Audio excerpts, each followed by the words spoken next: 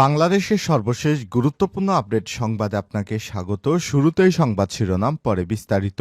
শুরুতেই জানাবো, UCBL bank থেকে ২,০০০ কোটি টাকা লুট করেছে সাবেক ভূমিমন্ত্রী সাইফুজ্জামান এবং তার পরিবার। ইউনাইটেড কমার্শিয়াল ব্যাংক ইউসিবির সাবেক পরিচালনা পর্ষদের কেন্দ্রীয় ভূমিকায় ছিলেন সাবেক ভূমিমন্ত্রী সাইফুজ্জামান চৌধুরী। বিদেশে তার অডেল সম্পত্তি। তিনি তার কর্তৃত্বকে কাজে লাগিয়ে তার স্ত্রীকে বানিয়েছিলেন ইউসিবি ব্যাংকের চেয়ারম্যান। অভিযোগ রয়েছে, রাজনৈতিক ক্ষমতা ব্যবহার করে ২০১৮ সালে সাইফুজ্জামান চৌধুরী ব্যাংকটির পূর্ববর্তী বোর্ড সদস্যদের পদত্যাগ করাতে বাধ্য করেন এবং নিজ পরিবার ও সহযোগীদের ইউসিবি বোর্ডে অন্তর্ভুক্ত করেন। এরপর তিনি ব্যাংকটি থেকে লুটপাট করে বিদেশে প্রচুর টাকা পাচার করেছেন এবং ৩৬০টির মতো বাড়ি করেছেন শুধুমাত্র যুক্তরাজ্যে। এছাড়াও তার সম্পদ রয়েছে কানাডা, দুবাই সহ বিশ্বের বিভিন্ন দেশে। এরপর জানাবো, ভারতে পাচারের সময় ১.৫ কোটি টাকা স্বর্ণের বার সহ যুবক গ্রেপ্তার। স্বর্ণ পাচারকারীদের মোটরসাইকেলের মিটার বক্সে মিলল ৯টি স্বর্ণের বার, যার ওজন ১ কেজি ১৭৮ গ্রাম। চুয়াডাঙ্গা দর্শনায় ৯টি স্বর্ণের বার সহ ওই পাচারকারীকে আটক করেছে বিজিবি। জানিয়ে দিব, ভারত শেখ হাসিনাকে নিয়ে হজম করতে পারছে না বললেন দুলু। বিএনপির কেন্দ্রীয় নেতা ও সাবেক মন্ত্রী advocate M A Ruhul Kuddus Talukdar Dulu বলেছেন, ভারত শেখ হাসিনাকে নিয়ে হজম করতে পারছে না। তার গন্ধে ভারত তাকে ফেলতেও পারছে না, গিলতেও পারছে না। এদিকে দামেস্কে ইরানি দূতাবাসে ব্যাপক হামলা ভাঙচুর। বিদ্রোহীদের ক্রমাগত আক্রমণের ফলে ইরান সমর্থিত সিরিয়ার প্রেসিডেন্ট বাশার আল আসাদের পতনের পর সিরিয়ার রাজধানী দামেস্কে ইরানি দূতাবাসের একদল বন্দুকধারী হামলা চালিয়েছে। আজ আসাদ সরকার পালিয়ে যাওয়ার পরপরই এই হামলার ঘটনা ঘটে। তবে কারাই হামলা চালিয়েছে তা স্পষ্ট করা যায়নি। ইরানের রাষ্ট্রীয় টেলিভিশনের এক প্রতিবেদনে সব তথ্য জানানো হয়েছে। খবর রয়টার্সের। জানাবো, দলের কিছু নেতাকর্মীর কার্যক্রম মানুষ আর পছন্দ করছে না বললেন তারেক রহমান।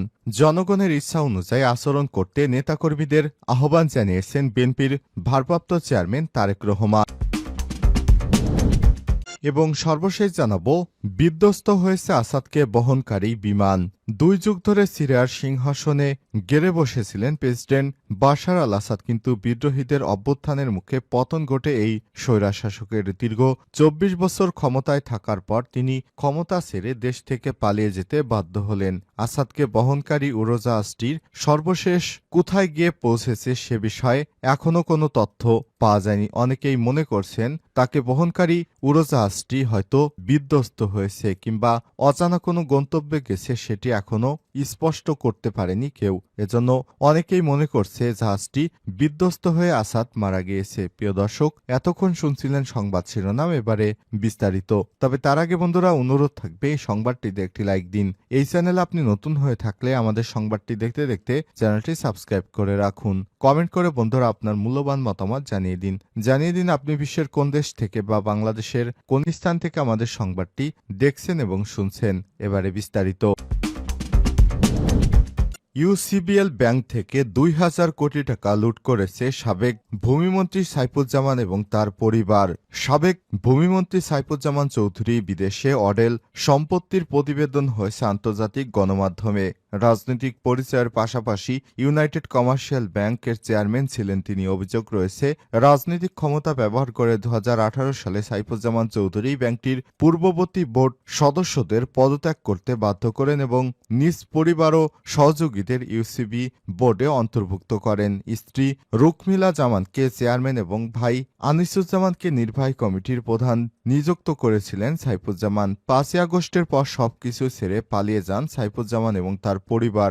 নেতৃত্ব নেয়া নতুন পরিচালক পর্ষদ এমন পরিস্থিতিতে বিগত পরিচালকদের অনিয়মের অনুসন্ধান করে নতুন পর্ষদ যা লিখিতভাবে জানানো হয় দুর্নীতি দমন কমিশন দুদককে। এতে বলা হয়, অর্থ লুট করতে অসঙ্গতি থাকা সত্ত্বেও হাজার হাজার কোটি টাকা ঋণ অনুমোদন করে সাইফুজ্জামান বোর্ড। নিজেদের স্বার্থ সংশ্লিষ্ট Genex Infosys, Genex infrastructure and P venture এবং এডবিলিউআর রিয়েল এস্টেটের নামে প্রায় ২,০০০ কোটি টাকা ঋণ অনুমোদন করা হয়। ব্যবস্থাপনা পর্যায়ে সুপারিশ নীতিমালা লঙ্ঘন করে এই ঋণগুলো অনুমোদন করা হয়েছে, যা দ্রুত সময়ের মধ্যেই খেলাপিতে রূপান্তরিত নিবে বলে আশা প্রকাশ করা হয়েছে। আনিসুজ্জামান বশির আহমেদ এবং অন্যান্য বোর্ড সদস্যদের অনুমোদনে ২০২১ সালে জেনেক্স ইনফোসিসের ৬০,৮৩,৬২৬ লকড-ইন শেয়ার ক্রয় ইউসিবি এবং ১৭২.৫০ টাকা দরে মোট ১০৪,৪৩,০০,০০০ টাকা শেয়ার ক্রয় করা হয়েছে। ২০২৪ সালের সেপ্টেম্বর নাগাদ শেয়ারগুলোর বাজার মূল্য কমে ৩৭ টাকা ৯০ পয়সায় নেমে আসে, ফলে প্রায় ৭৮,২৫,০০,০০০ টাকার ক্ষতির মুখে পড়ে ইউসিবি। ভারত শেখ হাসিনাকে নিয়ে হজম করতে পারছে না, বললেন দুলু।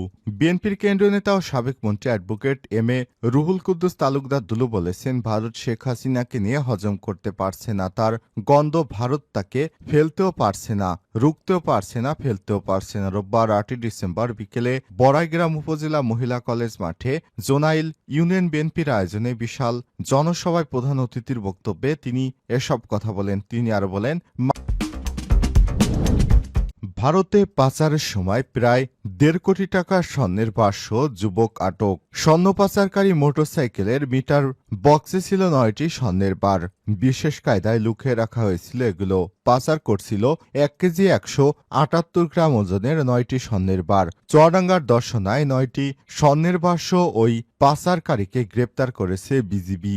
আজ রোববার ৮ই ডিসেম্বর চুয়াডাঙ্গার দর্শনা সড়কের ডুগডুগি পশুহাটের কাছে গোপন সংবাদের ভিত্তিতে অভিযান চালিয়ে স্বর্ণ পাচারকারী চক্রকে গ্রেপ্তার করে বিজিবির সদস্যরা। আটক স্বর্ণ পাচারকারী রুহুল আমিন ২১ দর্শনা পুরাতন বাজারের মোটরসাইকেলের মেকানিক রফিকুল ইসলামের ছেলে। চুয়াডাঙ্গা ৬ বিজিবি অধিনায়ক লেফটেন্যান্ট কর্নেল সাইদ মোহাম্মদ জাহিদুর রহমান জানান, মোটরসাইকেলে ৩ জন স্বর্ণ পাচারকারী দামুরহুদা শহর থেকে গোবিন্দপুর সড়ক হয়ে সীমান্তের দিকে যায়। এই খবর পেয়ে অভিযান চালিয়ে ডুগডুগি পশুহাটের কাছে গেলে তাদের থামাতে গেলে দুজন পালিয়ে যায়। এ সময় মোটরসাইকেল সহ একজনকে গ্রেপ্তার করে ব্যাটালিয়নের একটি স্পেশাল টিম। পরে তার দেয়া স্বীকারোক্তিতে মোটরসাইকেলের মিটার বক্সে বিশেষ কায়দায় লুকিয়ে রাখা ৯টি স্বর্ণের বার, যার ওজন ১ কেজি ১৭৮ গ্রাম, প্রায় ১.৫ কোটি টাকা মূল্যের সোনা উদ্ধার করে বিজিবি।